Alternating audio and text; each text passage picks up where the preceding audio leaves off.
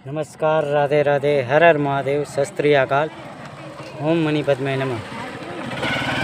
હવે લગ્ન જીવન પછીની યાત્રા એવી છે કે ભાઈ પતિ અને પત્નીએ બંને લાગણીને માન સન્માન રાખવું જોઈએ, કોઈના ઉપર શક ના કરવો જોઈએ.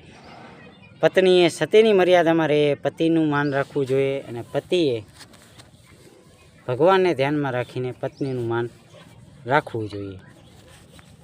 અત્યારે તલાક થવાનું કારણ જ એ છે કે લોકો બીજાની વાત ઉપર જલ્દી માની જાય છે કે નહીં આમ હશે તેમ હશે, પણ એકચ્યુઅલમાં તમારા બંને વચ્ચે પરસ્પર વાતચીત સારી રીતે થવી જોઈએ. લગ્ન જીવન પછી તો કાંઈ પ્રોબ્લેમ આવી ના શકે, બરાબર? बात समझाए तो लाइक करो, कमेंट करो, सब्सक्राइब करो. ऑथेंटिक ललित पढ़ाई आपको ऐसे ही रोचक जानकारी के लिए हमें सब्सक्राइब करें. राधे राधे.